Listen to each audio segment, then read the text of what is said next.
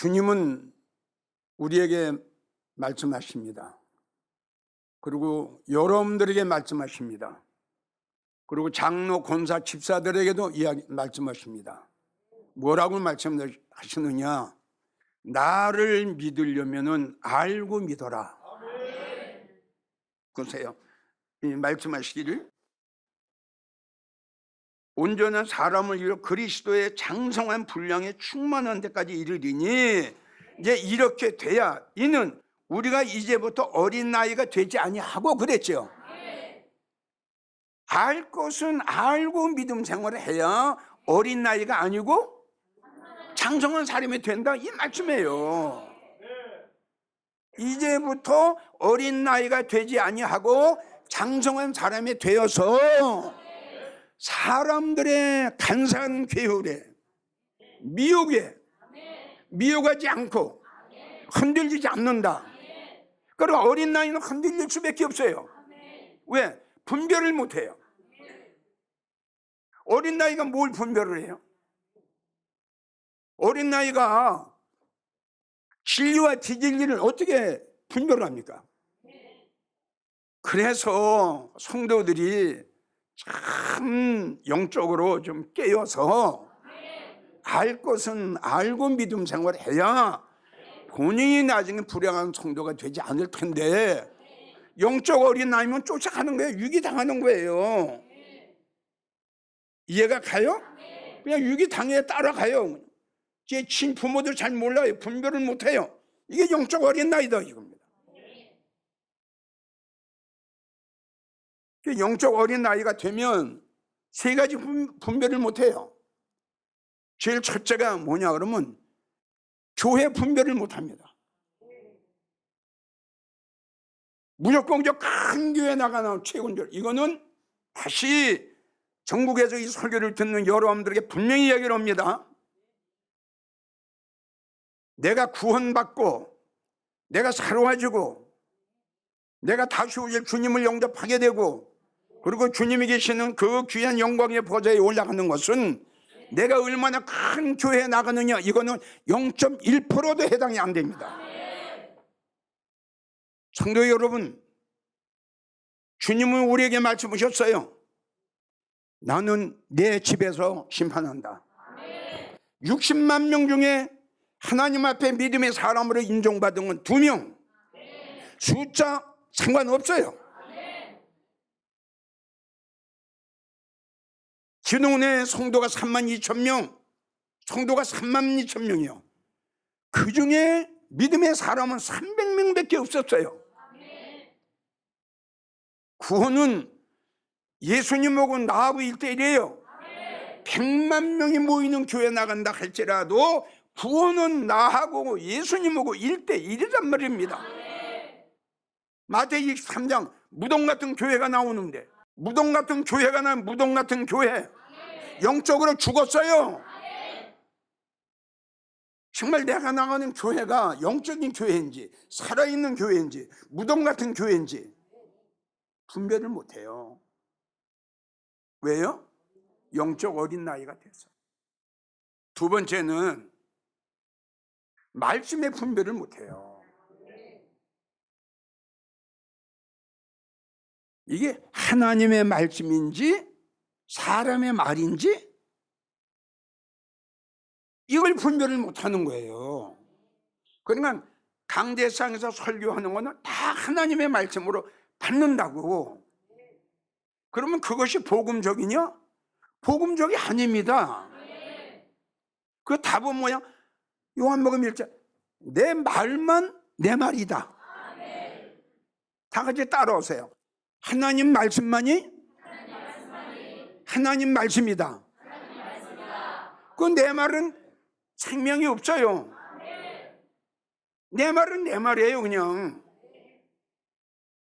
세상의 예화, 세상의 비유, 축복의 설교, 잘 사는 설교, 부자 되는 설교, 문학적인 설교, 출세하는 설교, 성공하는 설교, 이거 생명 아니에요. 근데 이걸 받아 먹는 거예요. 이게 말하면 이사야 1장 22절 포도주에다가 포도주에다 물 타면 포도주 맛이 납니까? 하나님의 말씀에다가 내 말을 하면, 하나님 말씀에다 세상 말을 갖다 더하면 이 생명의 말씀의 맛이 나느냐 이거죠. 그래서 열왕기하 2장 19절 보세요. 교회는 아름다운데 말씀이 좋지 않아요. 물이 좋지 않으므로 토산이 있지 못해요. 토산은 성도예요. 아멘. 토산은 식물은 성도라고. 성도가 익질 않아요. 무슨 말이냐? 그 말씀 가지고는, 그 설교 가지고는 절대 성도들이 믿음의 성장이 될 수가 없다, 이걸 강조하신 거예요. 그러고 하다가 바람이 불면 떨어져 버려요. 뭐 믿음이 있어야 끝까지 붙어 있죠. 아는 건 그거밖에 없는데.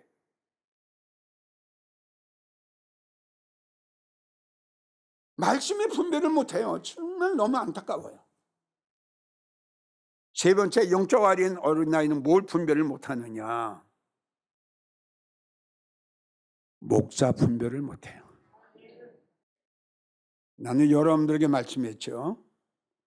성도들이 믿음 생활하는데 가장 소중하고 중대한 문제는 목사 잘 만나야 한다. 이거는 참 너무너무 소중해요. 진짜 너무너무 소중해요. 인도자 잘못하면 어떻게 돼? 소경을 인도하면 둘 다 죽는다. 어떡할 거예요, 여기?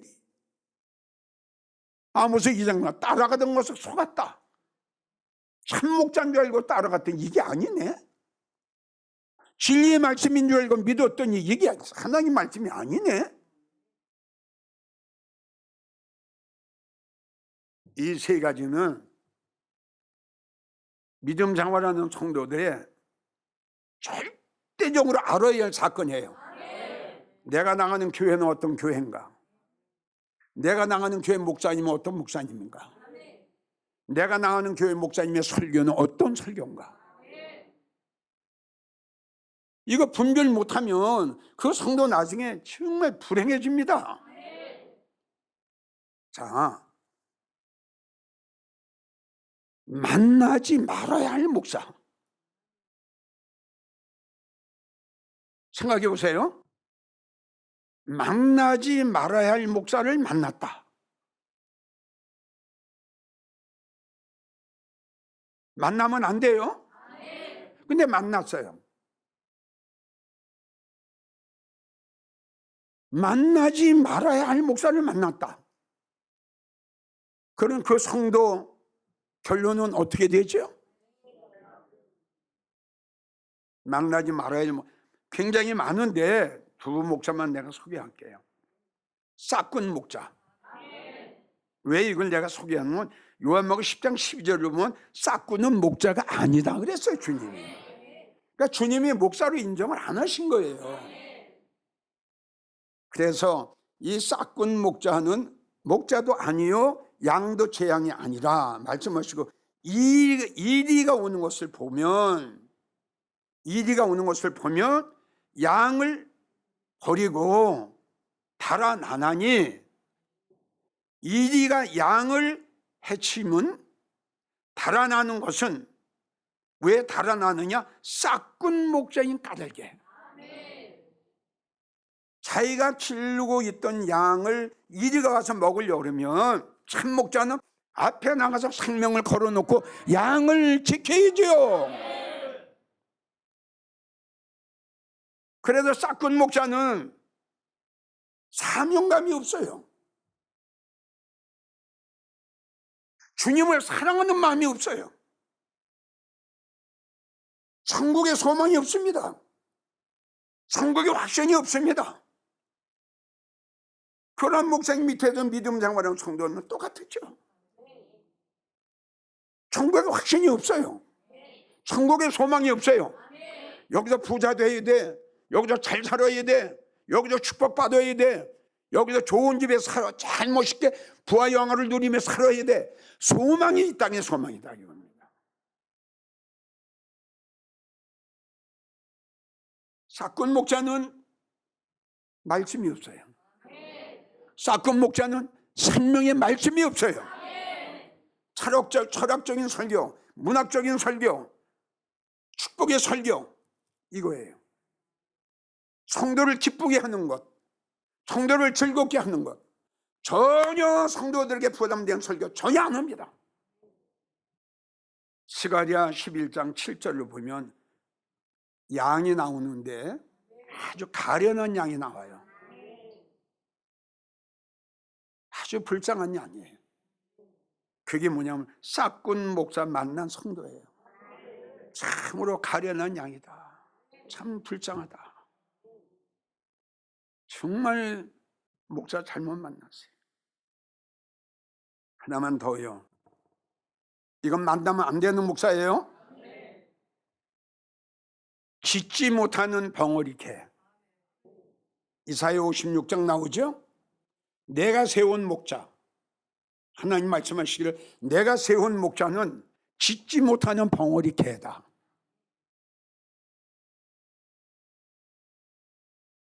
여러분들 한번 생각, 여러분들이 성도들은 거의 다 내가 볼 때 목사님 설교가 편안해야 되고 마음에 부담이 없어야 되고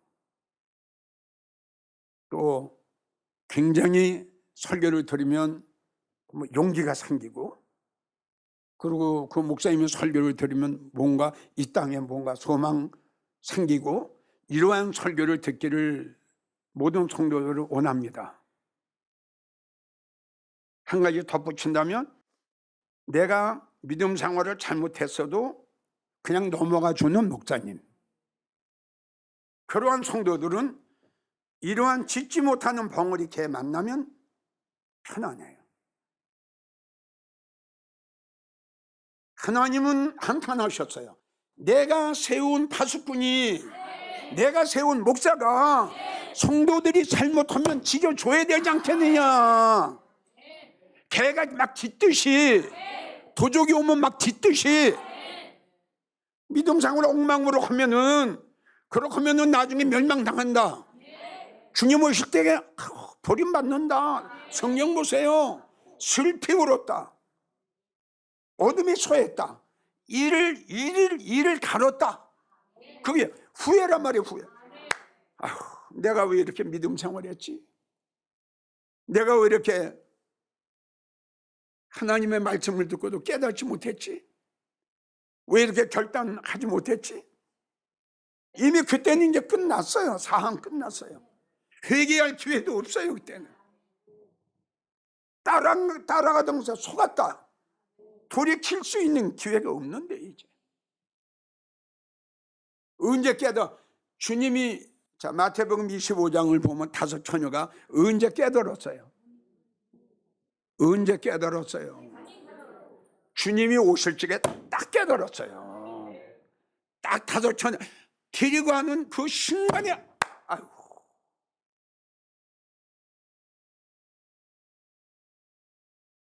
자기의 모습을 보니까 성령 다 소멸됐죠. 받은 은혜 다 바닥 쏟아버렸죠. 교회는 나가고 믿음 생활하는데 여기 있는 게 아무것도 없죠. 빈 털터리가 되고 축전이가 되고 이건 모르는 거예요. 글쎄 믿음이 떨어져 가니, 등불이 떨어져 가니, 은혜가 떨어져 가니 이건 모르는 거예요. 전도서 12장 11절 보면 지혜 있는 자의 설교는 찔러요. 다시 말하지만 한국교회 성도들 이게 찔리는 설교 싫어합니다. 여러분 찔리는 설교를 들어야 여러분들이 나중에 가슴 찢지 않습니다.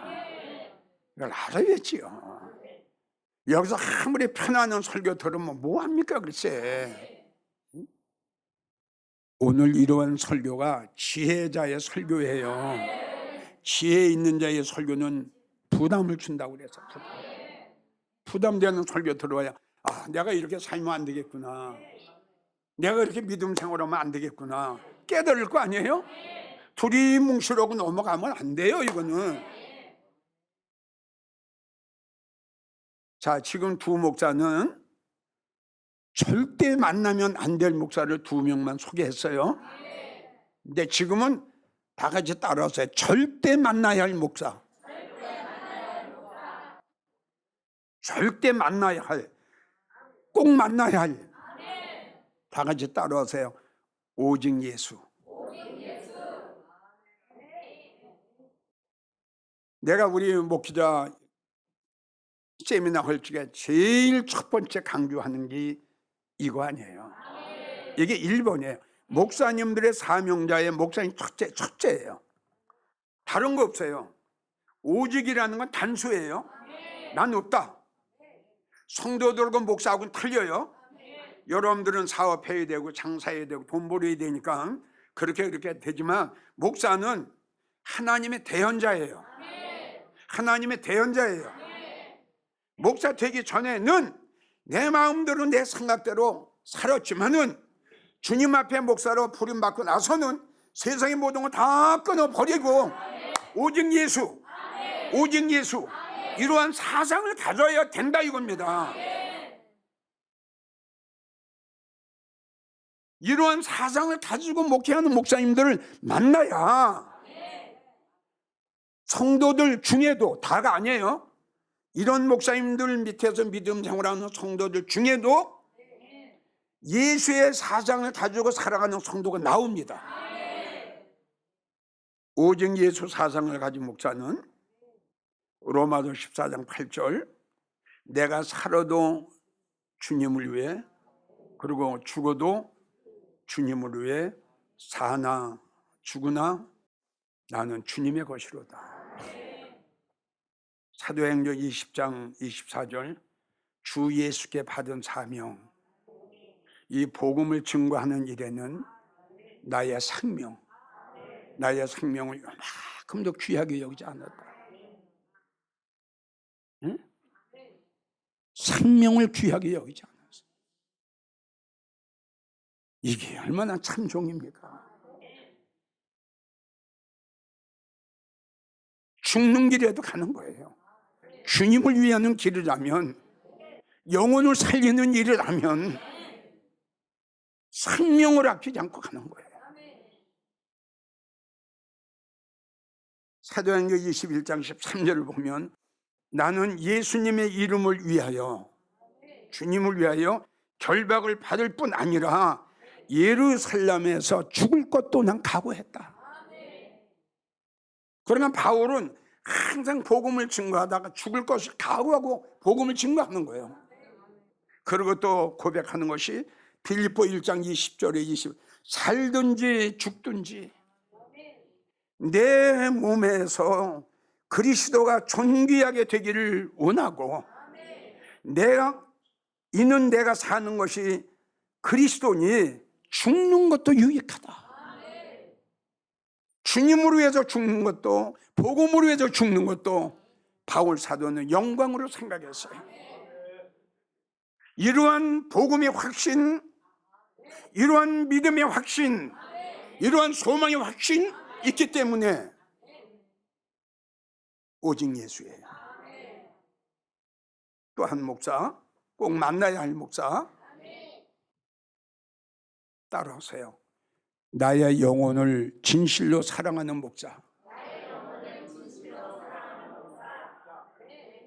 여러분, 아무리 공부 많이 한 신학 박사면 뭐예요?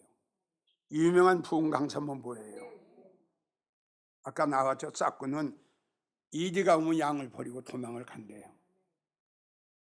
근데 여러분들 꼭 만나야 할 목사는 영혼을 사랑하는 목사. 여러분들의 한 영혼 위해서 정말 밤마다 무릎 꿇고 여러분들의 이름을 불러가면서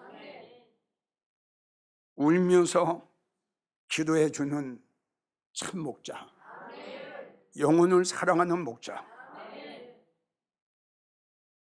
바울은 이렇게 영혼을 사랑했어요. 뭐라고 사랑했느냐? 사도행전 20장 31절을 보면 내가 3년이나 쉬지 않고 눈물로 각 사람을 훈계했노니, 영혼을 사랑하기 때문에. 저렇게 믿으면 안 되는데 저렇게 믿으면 나중에 실패하는데, 바울이 변화되지 않는 그들의 모습을 보고 너무 가슴이 아파. 나중에 멸망당할 텐데, 나중에 슬피 올 텐데, 눈물로 훈계를 하는 거예요. 눈물로. 고린도후서 2장 4절을 보면 지금도 내가 많은 눈물로 너에게 썼노니, 지금도 나는 너의 영혼을 위해서, 너의 영혼이 잘되고, 너의 영혼이 장성하고, 너의 영혼이 나중에 주님 오실 적에 정말 주님을 영접할 수 있는 영적으로 성장한 영혼들이 돼서 정말 믿음 안에 성공하는 너희들이 되기 위해서 나는 지금도 눈물로 너에게 훈계를 하고, 지금도 눈물로 너에게 편지를 쓴다. 제발 나의 진실함, 제발 나의 눈물을, 정말 나의 애절함을 너희들이 좀 알아줬으면 좋겠다. 바울은 3년이나 눈물을 흘리며 편지를 썼다. 이런 목사님 밑에서 믿음 생활하는 성도들, 나는 손을 성경에 얹고 하나님이 여러분들에게 하신 말씀을 대언하고자 합니다. 다시요, 오직 예수 사상을 가진 바울과 같은 목사님 밑에서 믿음 생활하는 성도들의 나중에 결과가 어떻게 되는가, 주님은 그러한 성도에게 어떻게 말씀하셨는가를 성경을 통해서 여러분들에게 잠시 소개하고자 합니다. 마가복음 18장 8절, 예수님 오실 때 주님이 찾으시는 믿음의 성도가 될 겁니다. 로마서 8장 30절, 이러한 목사님 밑에서 믿음 생활하는 성도들은 하나님 앞에 의롭다 하심을 받고, 그걸로 끝나는 것이 아니라 천국에 가서 하나님 앞에 영화로운 성도가 될 겁니다. 예레미야 31장 3절, 하나님의 사랑과 하나님의 인자하심으로 이 세상 끝날까지 내가 너를 지켜주리라, 내가 너와 함께 하리라, 내가 너를 끝날까지 나의 의로운 손으로 내가 너를 붙잡아 주리라. 이러한 성도들은 주님이 계신 요한복음 17장 24절, 주님이 계신 그곳에서 주님과 함께 영원히 살게 될 겁니다. 여러분 보세요. 목사 잘 만나고 인도자 잘 만나면 어떻게 이러한 축복을 받게 됩니까? 뭘로 이런 축복을 받아요? 생각해 보세요. 땅덩어리 금덩어리를 드렸다고 해서 이 축복을 받게 될 겁니까? 생각을 해보시라고요. 전국에서 이 설교를 듣고 계신 성도 여러분, 지금 이 시간 주님은 우리에게 말씀하십니다. 한국교회 성도들아, 믿음 생활을 하려면 알고 믿어라. 그래서 뭘 알고 믿음 생활할까요? 목사를 좀 알고 믿어라. 아멘이에요? 네가 꼭 만나면 안 될 목사가 있어. 그게 뭐냐? 싹군 목자다. 그건 목사가 아니다. 두 번째는 네가 아무리 잘못했더라도 절대 너를 책망하지 않을 거다. 네가 들을 적에는 좋을 것 같지만 넌 나중에 슬피 울게 될 거다. 짓지 못하는 벙어리 개 절대 만나지 마라. 너를 책망하고 너를 찔러주고 너의 잘못을 알려줄 수 있는 그러한 목사 만나야 된다. 두 번째, 너는 꼭 만나야 된다. 어떤 목사? 오직 예수 사상 가진 목사. 그리고 너의 영혼을 사랑하기 때문에 밤마다 눈물 뿌리며 기도하고 있는 참 목자. 이런 목사님들 만나서 여러분들이 꼭 믿음에 성공하기를 예수님의 이름으로 간곡하게 부탁합니다.